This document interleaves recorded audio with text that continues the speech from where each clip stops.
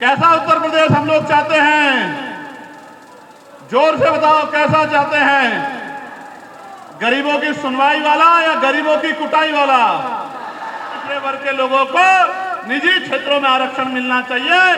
पाल, प्रजापति, कश्यप, सैनी, मौर्य, साक्य, कुशवाहा, बिंद, राजभर, केवट, मल्ला, निषाद, यादव, कुर्मी, जाट, गुर्जर, चमार, वाल्मीकि, पासी, धोबी, कोरी, खटीक, इनके बच्चों को, आदिवासी भाइयों को अगर निजी क्षेत्रों में आरक्षण मिलना चाहिए, इसका प्राइवेट मेंबर बिल कोई अगर लेके आया तो वो चंद्रशेखर आजाद लेके आया। मैं सब जगह जा सकता हूं क्या? तो मेरी बात लेके वहां कौन जाएगा? जो विरोधी लोग हैं वो तो पैसे वाले लोग हैं, उनकी बात टीवी में चलेगी, अखबार में छपेगी, यूट्यूब पे चलेगी, बड़े बड़े बैनर लगेंगे, रेडियो पे चलेगी, पर्चों में छप के घर तक पहुंचेगी। आपकी मेरी बात कैसे पहुंचेगी? जब हम गरीब के बच्चे घर घर जाके लोगों को समझाने का काम करें। आप ये बताओ ईमानदारी से और सच्चे मन से बताना, आप ये मानते हो नहीं मानते हो कि जब हमारा भाई, हमारी पार्टी, हमारा संगठन सत्ता में आएगा तो हमें बेरोजगारी का दंश नहीं झेलना पड़ेगा? बताओ कितने लोग मानते हैं इस बात को? तो ये बताओ, ये भूख, परेशानी, गरीबी, लाचारी की जिंदगी अच्छी लग रही है क्या? दोबारा पूछ रहा हूं, ऐसा नहीं, जोर से बताओ। इसको बदलने के लिए क्या कर रहे हो? क्या कर रहे हो?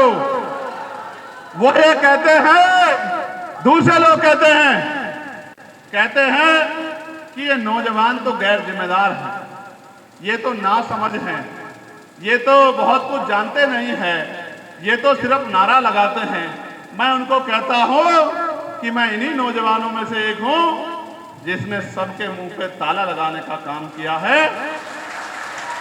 जो कहते थे, विपक्ष के नेता कहते थे मेरी लोकसभा में जाके कि अकेला चंद्रशेखर क्या करेगा, क्या करेगा अकेला चंद्रशेखर? बताओ, आज पार्लियामेंट में आपका ये अकेला नीले पटके वाला सबसे अलग दिखाई देता है नहीं दिखाई देता? बताओ। जो लोग कल तक ये कहते थे कि ये नीले पटके वाले, जय भीम वाले कौन है, वो बड़ी बड़ी पार्टियों के लोग भी नीला पटका पहन के घूमते हैं नहीं घूमते हैं? संविधान पकड़ के नारा लगाते हैं नहीं लगाते हैं? और संविधान पकड़ के सबसे पहले बनारस में कौन आया था? ईमानदारी से हाथ खड़ा करके बताओ। 2019 में मोदी जी के खिलाफ चुनाव लड़ने के लिए कौन आया था संविधान पकड़ के? याद है नहीं याद है? उससे पहले पकड़ता था क्या कोई संविधान? आप तो जिसे देखो वो संविधान लेके घूमता है। क्यों? क्योंकि वो जान गए हैं, लिया इधर जल्दी लेके भाग के, वो जान गए हैं कि चंद्रशेखर आजाद ने, भीम आर्मी ने ये संविधान की रक्षा वाले लाखों लोग तैयार कर दिए। वो जान गए हैं, इसलिए वो बार बार कहते हैं कि हमें संविधान की रक्षा करनी है। और मैं जब उनसे कहता हूं कि संविधान की रक्षा कैसे करोगे, तो जिन बातों को मैं पिछले 10-15 साल से और हमारे महापुरुष 40 साल से कहते आ रहे हैं, आज विपक्ष के लोग भी कहने लगे। क्या? पार्लियामेंट में राष्ट्रपति जी के अभिभाषण में सबसे पहले जातिगत जनगणना की मांग किसने उठाने की बात की थी? बताओ याद करके, किसने की थी? किसने की थी? सबसे पहले पार्लियामेंट में जब मैं गया था और राष्ट्रपति जी के अभिभाषण पे मुझे अपनी बात रखने का मौका मिला था, तो मैंने पहली लाइन ये कही थी कि माननीय काशी राम साहब ये कहा करते थे, जिसकी जितनी संख्या भारी उसकी उतनी हिस्सेदारी। राजकाज बटके रहेगा, धन धरती बटके रहेगी, उसके लिए जातिगत जनगणना जरूरी है। इसलिए मैं सरकार को कहना चाहता हूं कि जातिगत जनगणना कराने का काम करें। पार्लियामेंट में निजी क्षेत्रों में आरक्षण मिलना चाहिए, इसका प्राइवेट मेंबर बिल कौन लेके आया था? बताओ। तुम भी इसका मतलब ध्यान नहीं रखते हो। अगर कोई प्राइवेट मेंबर बिल पार्लियामेंट में लेके आया कि दलित पिछड़े वर्ग के लोगों को निजी क्षेत्रों में आरक्षण मिलना चाहिए, पाल, प्रजापति, कश्यप, सैनी, मौर्य, साक्य, कुशवाहा, बिंद, राजभर, केवट, मल्ला, निषाद, यादव, कुर्मी, जाट, गुर्जर, चमार, वाल्मीकि, पासी, धोबी, कोरी, खटीक, इनके बच्चों को, आदिवासी भाइयों को अगर निजी क्षेत्रों में आरक्षण मिलना चाहिए, इसका प्राइवेट मेंबर बिल कोई अगर लेके आया तो वो चंद्रशेखर आजाद लेके आया।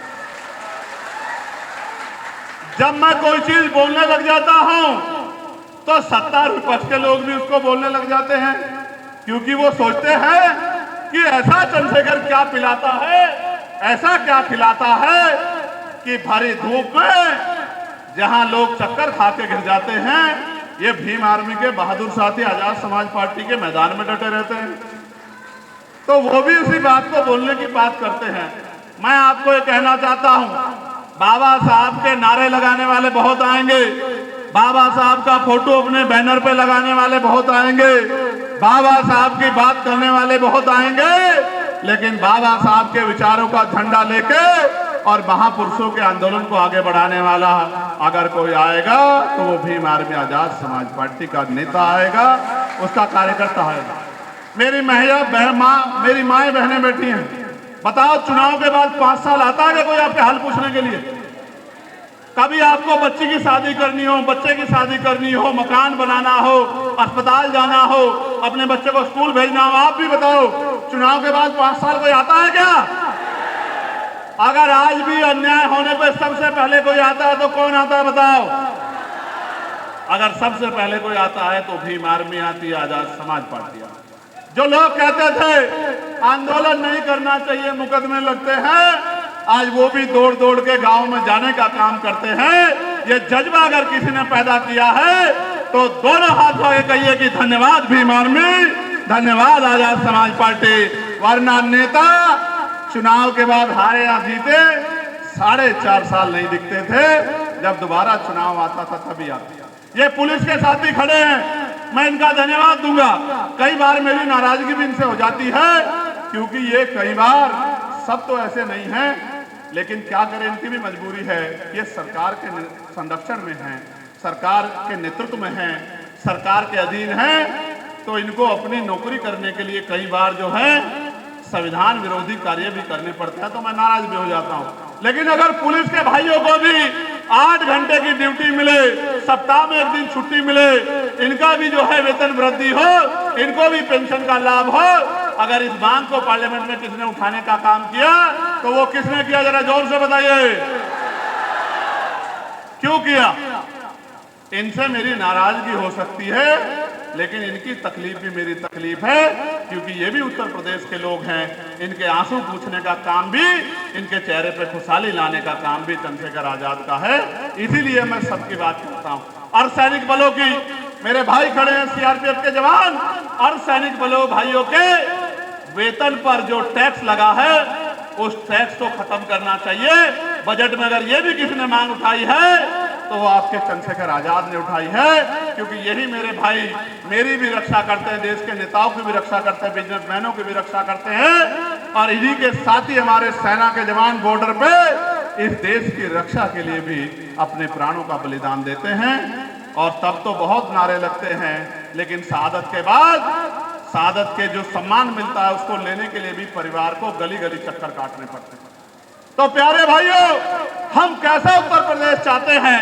ऐसा उत्तर प्रदेश जहां थाने से लेके, कचहरी से लेके, सरकारी दफ्तर से लेके कहीं भी गरीबों को न्याय ना मिले, ऐसा उत्तर प्रदेश। ये ऐसा उत्तर प्रदेश जहां गरीब जनता की सुनवाई हो, गरीब जनता के आंसू पूछा जाए, सरकार की योजना का लाभ गरीबों के लिए हो, सरकार गरीबों की हो, पूंजीपतियों की ना हो। कैसा उत्तर प्रदेश हम लोग चाहते हैं बताइए?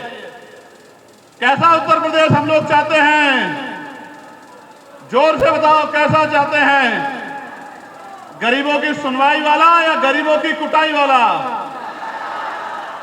वो उत्तर प्रदेश बनाने के लिए आपको और मुझे दिन रात मेहनत करनी पड़ेगी।